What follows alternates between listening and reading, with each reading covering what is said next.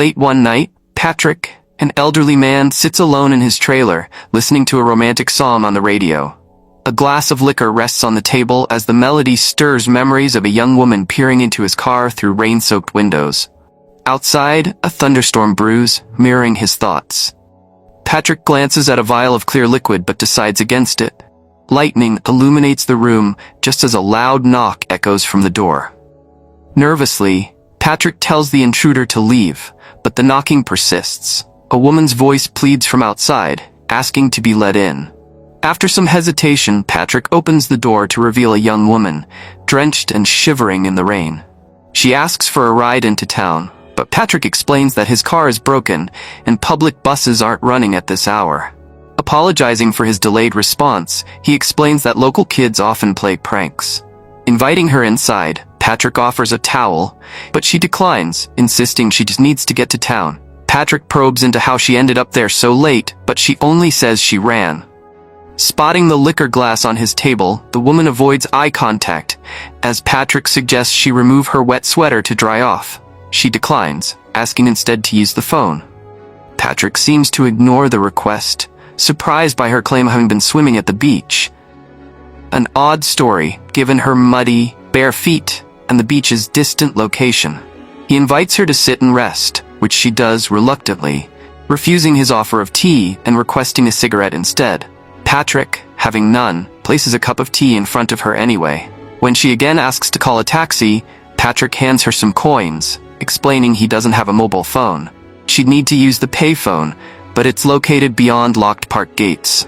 He adds that locals are wary and fearful, much like himself.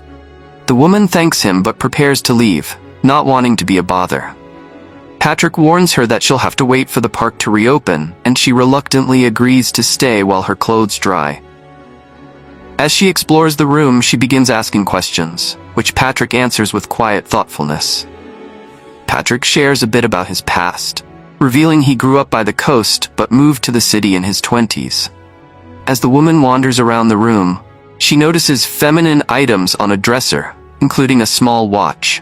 She admits she's unemployed and often unlucky, a sentiment she assumes they share.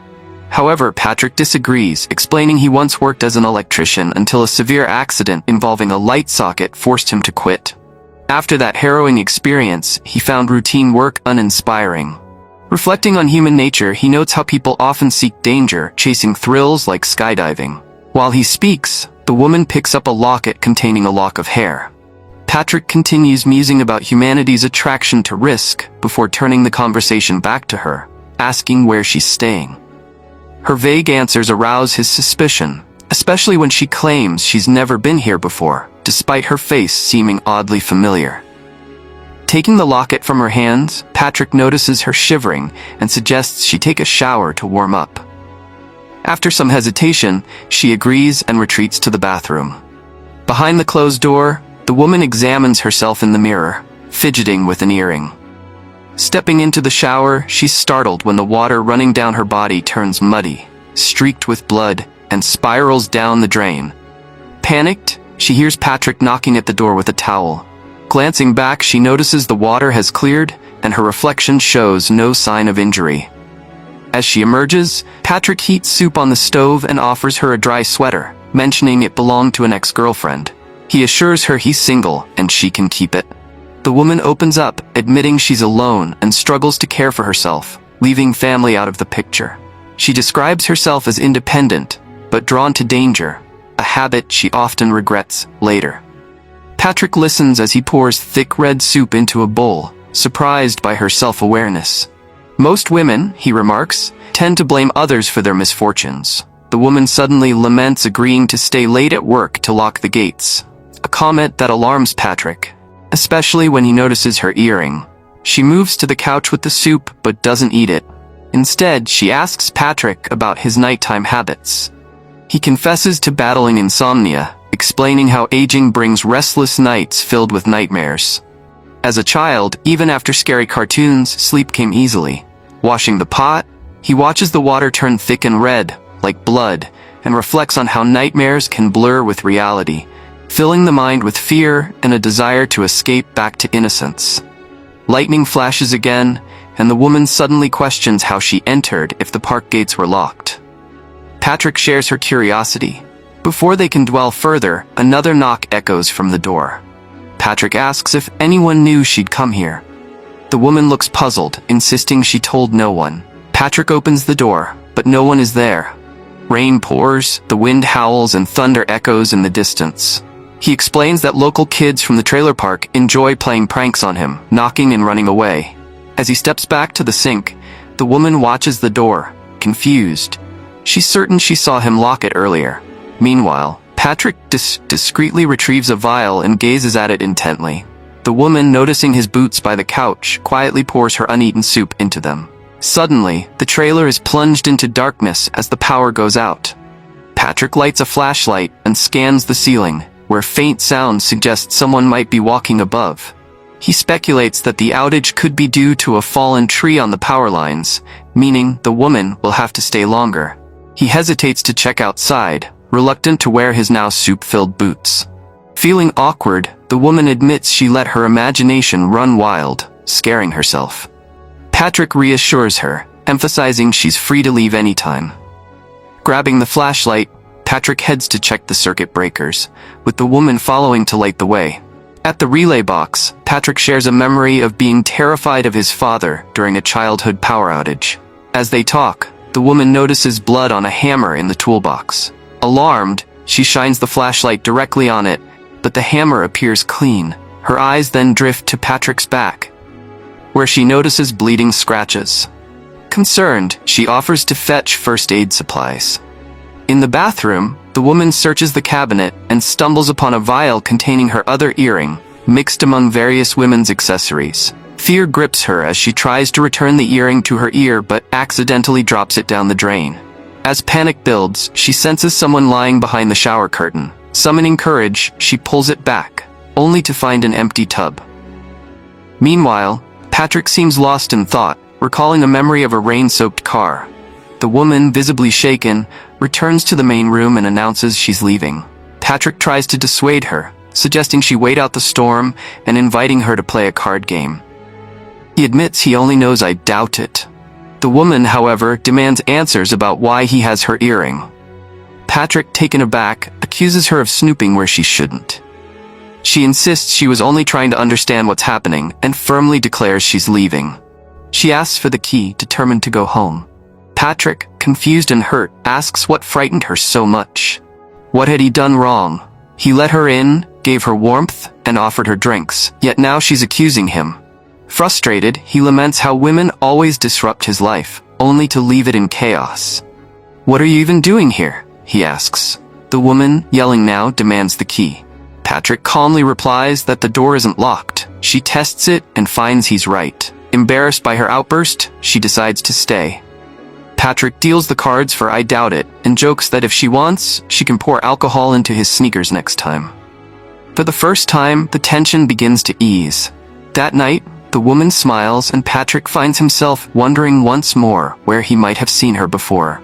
She speculates that as people grow older, all the women they've known start to blur together, each carrying similar struggles, all running from something. As they play cards, Patrick shares amusing stories about his eccentric neighbors who live near the park's entrance. In return, the woman admits she's been hiding from reality and her own flaws. She confesses she had been drinking at a bar before the storm. Patrick, recalling her earlier mention of the beach, playfully claims he doesn't believe her. Then, he admits he lied about the sweater.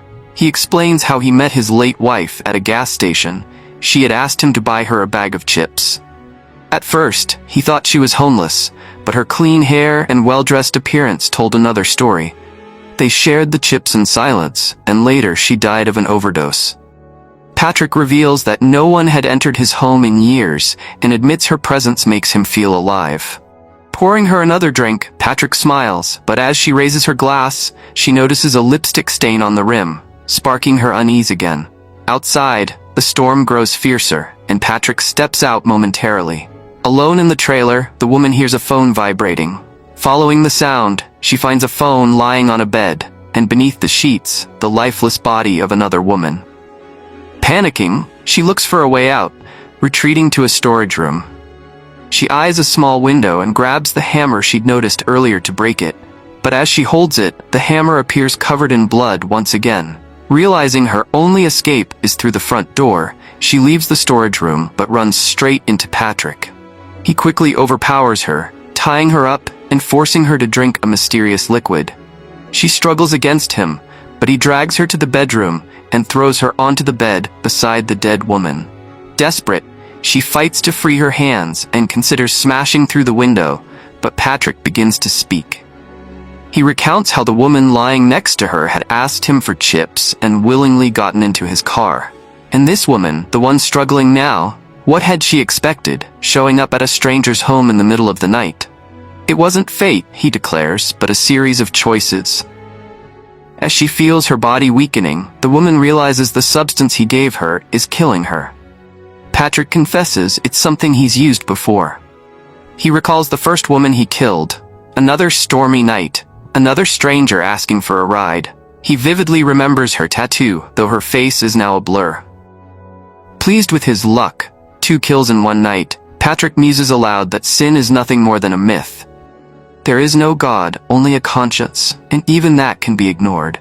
As the woman loses consciousness, Patrick covers her face and sits beside her, waiting for her to die. His thoughts drift back to the stormy beach and the first woman he murdered.